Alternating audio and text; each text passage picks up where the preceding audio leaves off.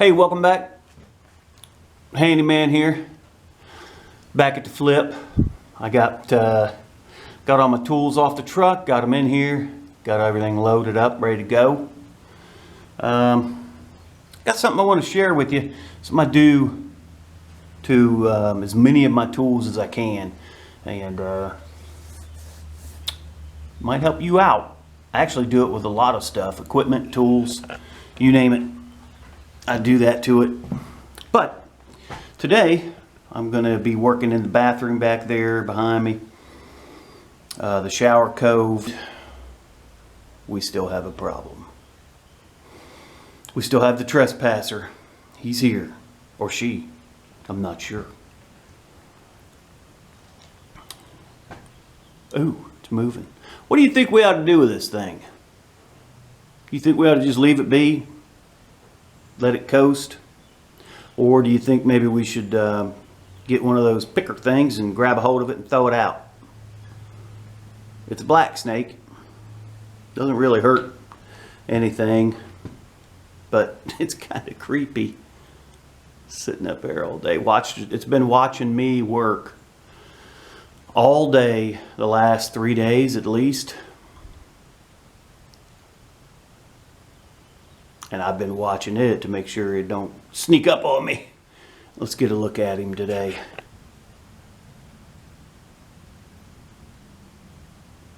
It's all curled up there. What do you think? Think we should evict it? Or just leave it be? Not bothering anything? Leave it alone? I don't know. It's not really bothering me. I don't care. But it can't stay there forever, because when you know, I got to insulate this place and drywall it, and he ain't gonna be able to stick around for that. Gonna have to be evicted definitely for that. So at any rate, I'm gonna get set up and get some work done. Thanks for watching today. Don't forget to like and subscribe. Comment what we should do with this snake. And don't forget, later on, we got that tool thing. Alright, let's get geared up. Get my rig on.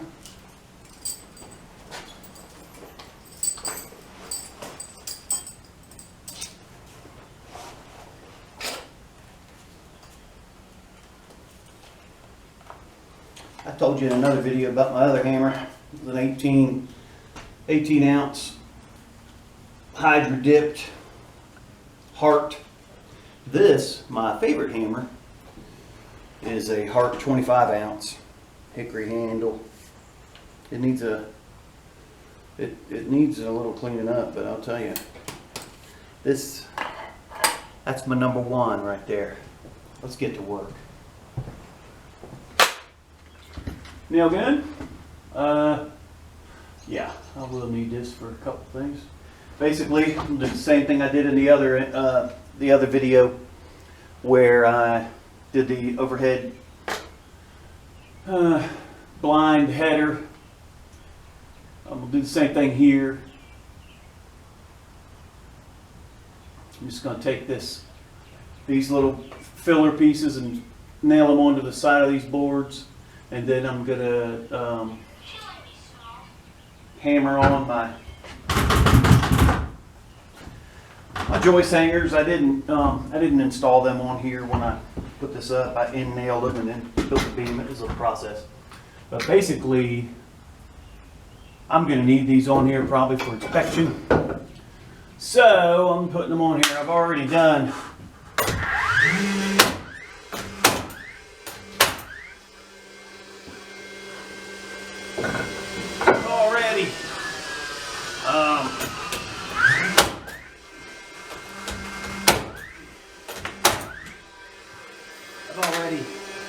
notch these out so that the hangers can go up a little higher and now hang below the wood, so that when I put I'm going to run strips on here to put the drywall on, so everything's more uniform. And this won't matter that this stuff's up above, because my strips are going to go you know, across here, and then my drywall will go on those.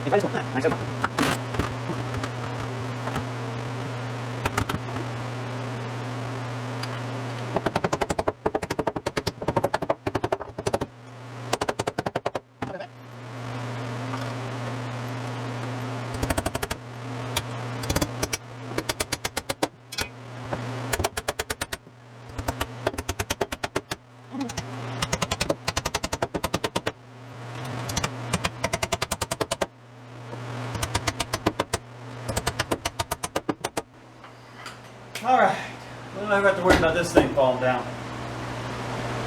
I end nailed these through and then I toe nailed them, and now I've got them hanging on joist hangers. So what I was saying about these tabs, there's this right here. This little thing. When you sit this up like that, if you hammer this in and you hammer this one in, it's supposed to hold this thing up there while you get nails in it.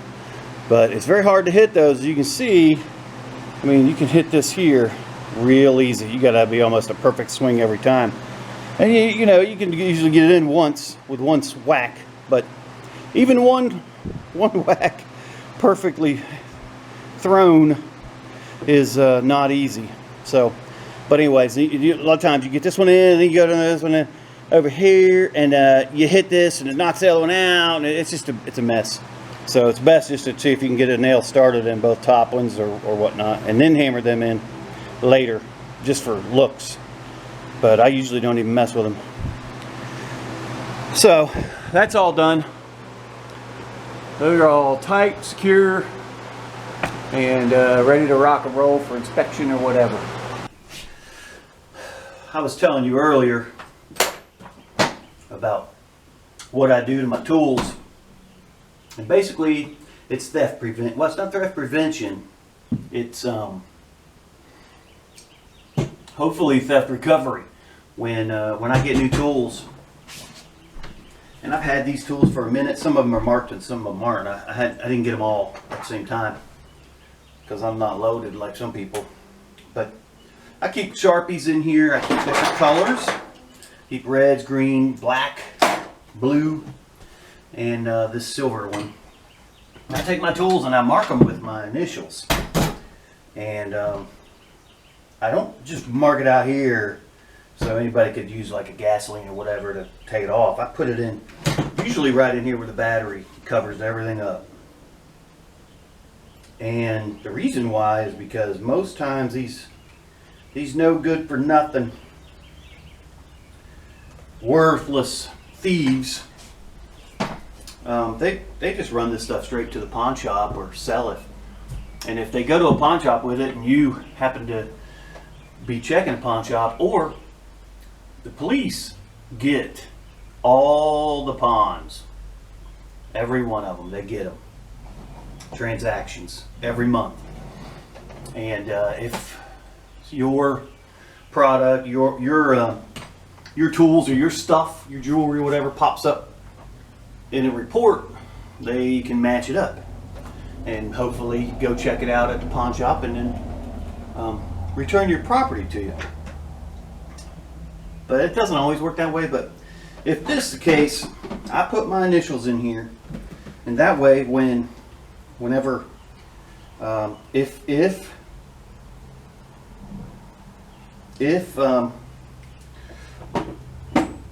somebody pawns it and I call around, check out the pawn shops, and I tell the pawn shop owner, did you get any DeWalt's in the last couple of days or whatever, and they say yes, we did, then I can ask them to take the battery off or check for my initials in the battery area, battery hookup area, and you know, maybe possibly recover my tools. I can tell them what the initials are, and they will see that they're mine, and go from there. Then I can go get them. I might have to pay some sort of a fee, like maybe how much money they paid out. Sometimes police departments have a fund that will cover that for people. Others don't. I mean, but most of the time, if you pay the fee, whatever they were pawned in for, you might have to cover that for the pawn shop, but it's still a cheaper price to pay than buying all these tools again. That is for sure. So I mark them all. See, this battery here I bought in 11 of 2020. It's I mark my batteries with the date so I can measure how long they last. The date that I bought them.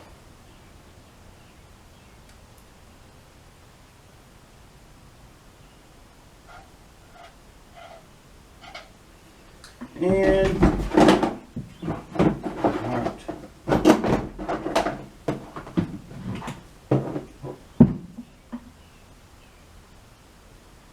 these batteries here has the date of manufacture on them. So some of them. So that's what I do with that. Then, like with my lawnmowers, like if I got a riding mower and it's got a screw-on filter, I will mark the hours down. If it has an hour meter on it, which my Skag does, I mark the hours down that I changed it, and then you know, I'll know when the next one's due. I can just look at my filter. I don't have to keep a log or nothing like that. I do the same thing with I put down the number of ounces of oil and the weight of oil on my, like my smaller Briggs motors. I just write it right above the right in the oil fill area, or somewhere on the shroud that's covering the motor. I just put it right on there and write it on there so I know how much oil it takes and what weight. I don't have to fiddle around with it. It's very handy, and I usually use that silver one for that stuff because it seems to last longer. But that's just a handy little tip. Some of you probably already knew it, but I've been doing it for a long time. My tools and equipment. But I try to put it in an inconspicuous spot so that, you know, your run-of-the-mill thief, he steals this off my job site or off my truck or whatever. He's not looking it over. He's like, eh, off to the pawn shop it goes, and then hopefully I can recover it. So If you already knew about it, well, that's great. If you didn't, well, it's great too. Maybe you can use that.